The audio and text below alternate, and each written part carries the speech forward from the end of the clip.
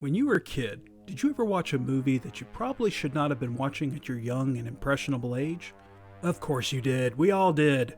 It's an important part of any kid's development. If you don't watch the violence, you'll never get desensitized to it. Just tell me when the scary part's over. It's over. When I was a kid, we had a local channel that would show horror movies on Saturday afternoons.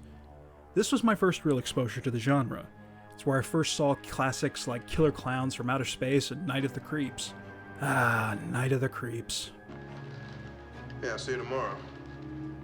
The film that has the greatest tagline of any movie ever. Oh, I got good news and bad news, girls. The good news is your dates are here. What's the bad news? They're dead. One of the movies I saw during this time was 1989's Parents. Unlike the sublime goofiness and fun of Killer Clowns and Creeps, Parents was straight up nightmare fuel for my still developing mind. The movie tells the story of a young boy named Michael who begins to suspect that his parents might be hiding something from him. Namely, why do they eat so much meat? And where does the meat come from? Maybe it's connected to his reoccurring blood-drenched nightmares. Yep, Parents is basically Texas Chainsaw Massacre by way of David Lynch's Blue Velvet. When I recently revisited it, I was surprised to find out how well it holds up. It's technically a horror comedy, but it's still a genuinely disturbing film. So, as part of our new series, Psychological Horror Done Right, I'm going to be looking at what makes this film work. You're scaring him. Am I? Am I? Oh, well, mister, you scare me too.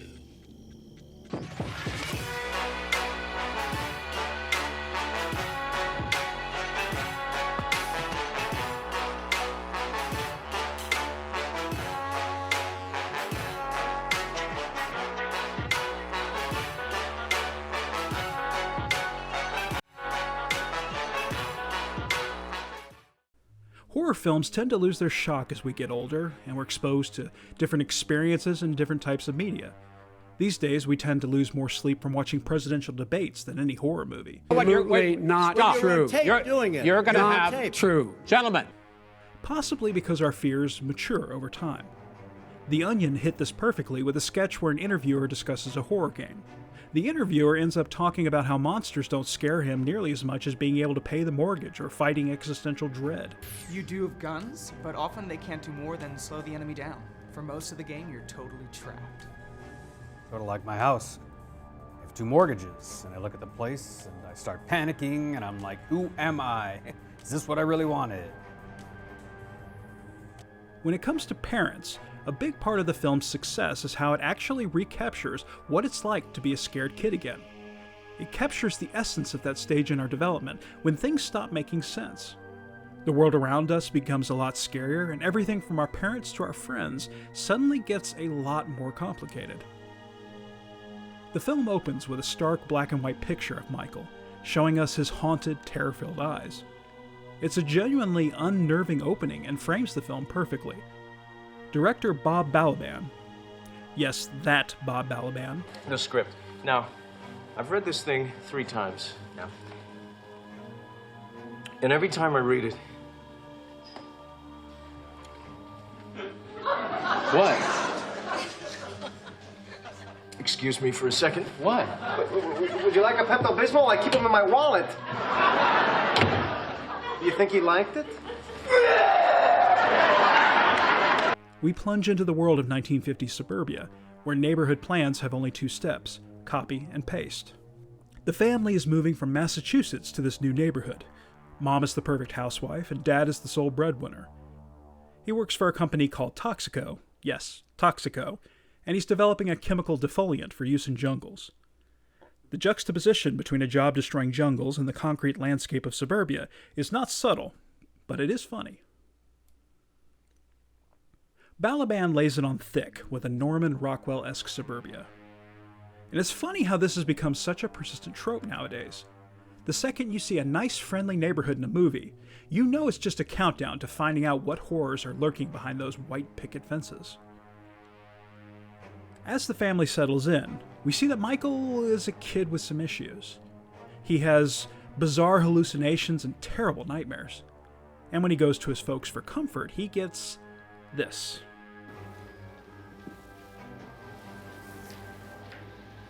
You really like the dark, don't you, Michael? You can be yourself in the dark.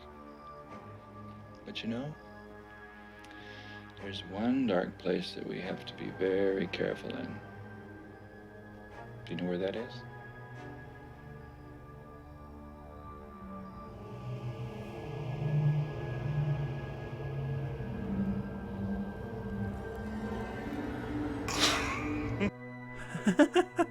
I should mention here that Randy Quaid, he is absolutely terrifying in this film. And this was made the same year he played Cousin Eddie in Christmas Vacation. Shitter was full! Yeah, Cousin Eddie's origin story is pretty friggin' dark. Balaban tells the story as a work of psychological surrealism, framing it through the lens of a boy who is just trying to navigate the chaotic path from childhood to adolescence. At school, Michael is awkward around other kids. Maybe because this is how he introduces himself. Michael, can you tell us something new? If you take a black cat and broil it on the oven, and you peel off the skin of the bones and take it off, and you chew on the bone, you'll be invisible. But he does bond with a new girl, Sheila. She tells him she's an alien from the moon right after he shares this tidbit with the class. Weird recognizes weird. While it is explained in the film that she's been held back a few grades, I do love that she is so much taller than him. It's a nice subtle way of reinforcing the theme about adolescence where growth spurts can suddenly change the social landscape. Our bodies become raging hormone infernos, and we're supposed to start figuring out who we are and how we fit into this huge, messy world around us. Michael's slow awakening to sex is a prominent theme, and it is terrifying for him. And it also doesn't help that Sheila is definitely ahead of the curve on this topic and is more than eager to educate poor Michael. Come in here, it's really cool. Please get out. No, no, no, no, no. I will if you take off your shirt. Balaban does an amazing job at making everything in the film feel just slightly off. For one thing, there's the sound of the film. Whenever we are inside the family home, everything from the tunes to the ambiance creates an uncomfortable soundscape that rarely lets the audience even breathe. I'm home. Mom?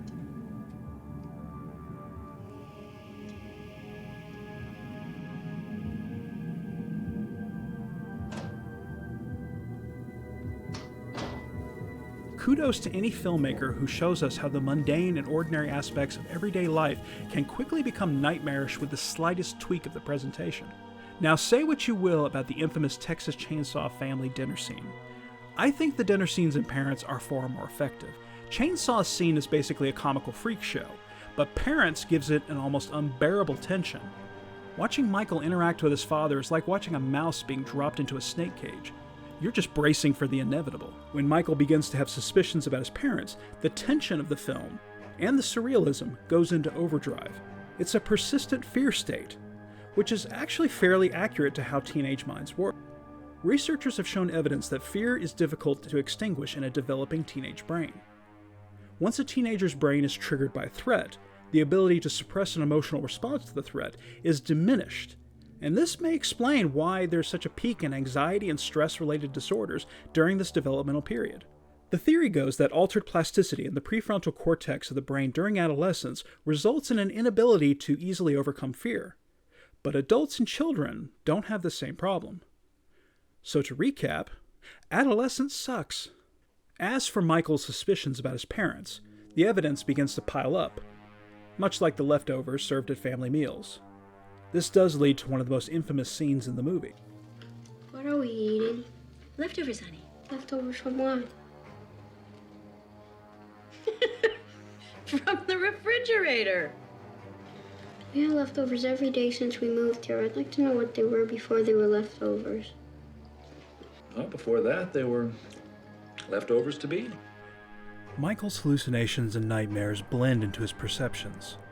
The film basically shows us the world is seen through the eyes of an adolescent brain that is having real trouble processing everything around him. This is what Balaban captures beautifully. One scene I think perfectly nails this. Michael hides in a pantry to spy on his mother as she cooks. He's trying to confirm the source of the meat that she's using in her cooking. While watching with equal parts fear and anxiety, some sausage links come to life and begin slowly wrapping around him in a menacing way. It's a perfect metaphorical hallucination that is exactly the sort of image you would expect to see popping up in the nightmarish daydreams of a child such as Michael. The punchline to the scene is pretty damn funny too. Hi. Dinner's at 6. Michael's slow awakening to sex is a prominent theme in the film, and sex is terrifying to him. The juxtaposition of carnality and, well, carnivores, it's not exactly subtle, nor should it be.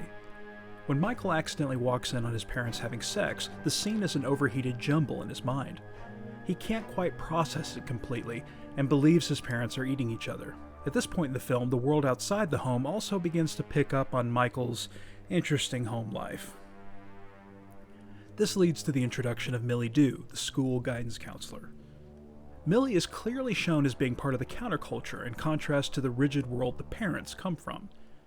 This is one aspect of the film I think Balaban fails to elaborate upon. It feels like this is setting up for something significant, but really it doesn't add up to much. Millie is skeptical when Michael tells her what is going on. She starts believing him, and if you know your horror movie tropes, then you know the minute she starts to believe him is the minute her fate is sealed. That's a rat. Is that what you were afraid of? Me too, little. It's okay. Sometimes they just get in there, to get warm. It's getting cold. Let me see. Don't be afraid, okay?